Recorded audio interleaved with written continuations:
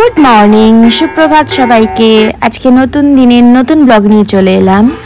আর সকাল থেকেই ডুগ্গু আজকে মুখ দেখাতে চাইছে না, কেন জানি না। ওর প্রচণ্ড লজ্জা পাচ্ছে। অনেক কষ্ট করে ওকে বলছি, বাবা একটু তাকা, একটু তাকা, একটু তাকা, এই তাকিয়েছে। আজকে একটা নতুন পার্সেল অর্ডার দিয়েছিলাম নাইকা থেকে। তো পার্সেল যেদিনকে টাকা থাকে না, মনে খুশি থাকে না, পার্সেলটাকে কি করব, বলে দিই বাড়িতে নেই, নয়তো বলি দুদিন পর নেব, নয়তো ক্যান্সেল করে দিই। কিন্তু টাকা যেহেতু ছিল, পার্সেল পেয়ে আর কতক্ষণে খুলবো, অপেক্ষা করে বসেই ছিলাম, গালে হাত দিয়ে কখন আসবে। পার্সেলটাকে খুললাম। পার্সেল খোলার একটা আবার চাপ আছে, এই কাঁচি দিয়ে খুঁচিয়ে খুঁচিয়ে কাটো পার্সেল। তো বের করলাম একটা ব্ল্যাক নেল পলিশ। ব্ল্যাক কালারটা বেশ ভালো লাগে হাতে পরলে, কিন্তু ডুগুর লোম সাদা না করে দেয়, এটা একটা ভয় আছে। সাথে দিয়েছিলাম গার্নিয়ারের একটা হেয়ার কালার। আমার হেয়ার কালার করতে প্রচণ্ড ভালো লাগে।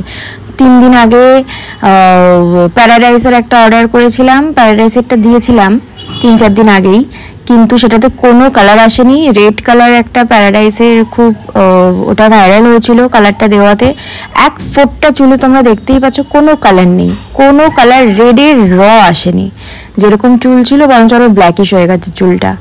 তো গার্নিয়ারের এটা অর্ডার করলাম, এটা হলো গোল্ডেন ব্রাউন কালার। দেখা যাক, এখন মিক্স তো করছি। এই তো পড়াটা এখান থেকে বের করা প্রচণ্ড চাপের। এটাকে এবার ফুটো করে নিলাম। গন্ধটা প্রচণ্ড বাজে।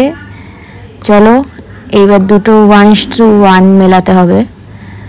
একটা মনে হয় ভলিউম থাকে, ভলিউমটা মনে হয় 40 ছিল মনে হয় ভলিউমটা কালারের, আর একটা থাকে কালার।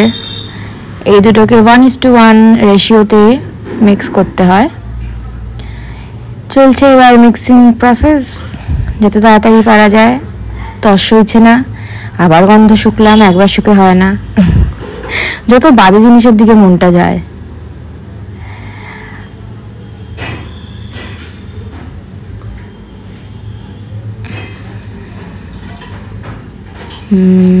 হয়েছে। এইবারে ভেতরে যে হ্যান্ড গ্লাভসগুলো ছিল সেগুলো পরে গায়ে একটা ছেঁড়া নাইটি নিয়ে আমি রেডি হয়ে গেছি। কালার লেগে যাওয়ার ভয়তে। বাড়িতে যত ছেঁড়া ছুটা যা থাকে প্রত্যেকেই ইউজ করে, হয়তো অনেকে দেখায় না, সুন্দর কিছু পরে, কিন্তু আমি বাবা যেরকম সেরকমই দেখাবো। ছেঁড়া নাইটিটা গায়ে দিয়ে নিয়েছি। এইবারে চুলে ভালো করে চুলের সর্বনাশ করার প্রসেস শুরু হয়ে গেছে। চুলটা আর মানে থাকবে না, তাও মানে আমার জিনে, আমার মায়ের থেকে আমি চুলটা পেয়েছি। প্রচণ্ড গোছ আমার চুলে, চুল একদম কোমর অবধি ছিল। সেটাকে কেন আমি জানি না, আমার কোনো বয়ফ্রেন্ডের সাথেও কিছু হয় না, কোনো ঝামেলাও হয় না, আমি কেন জানি না চুল আমার কেটে ফেলতে ইচ্ছে করে। সব ক্ষেত্রে বড় বড় চুল, যেই বড় চুল হয়ে যায় আমি আর রাখতে পারি না, ছোট করে ফেলি। ছোট চুল করে সেই চুলের সর্বনাশ করি।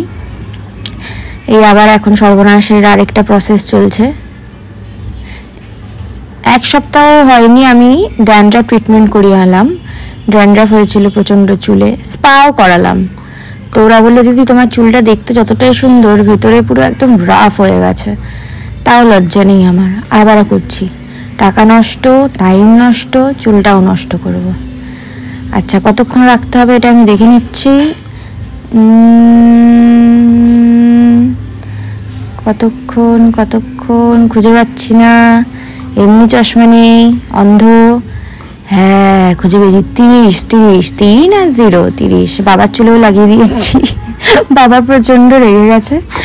বাবা আর আমি পান্তা ভাত খাবো সকালে, এই পান্তা ভাত, কিন্তু বাবা প্রচণ্ড অফেন্ডেড। বাবাকে চুলে লাগিয়ে দিয়েছি বলে, তাও কালো রং বলে লাগিয়েছি বাবার চুলে। একটু পরে তো তাণ্ডব শুরু হবে। এই ভাত খেলাম, পান্তা ভাত পেঁয়াজি ঠেয়াজি দিয়ে। এখন ওষুধটা খেয়ে নিচ্ছি। কিসের ওষুধ সেটা জানতে হলে কমেন্ট করতে হবে, কিসের ওষুধ। আর এই যে চুলটা জাস্ট ধুয়ে এসে, এটা আমার দিদির ছেলে, ওরা পেছনের দিকে থাকে। ও ঘুরতে এসছে মামা বাড়িতে, ও দাঁত ব্রাশ করবে না বলছে। ওর মা বলছে মুখ থেকে গন্ধ বেরোচ্ছে, ব্রাশ কর। ওর মা নিজেও ব্রাশ করছে। এখন উঠেছে 11টার সময় ঘুম থেকে।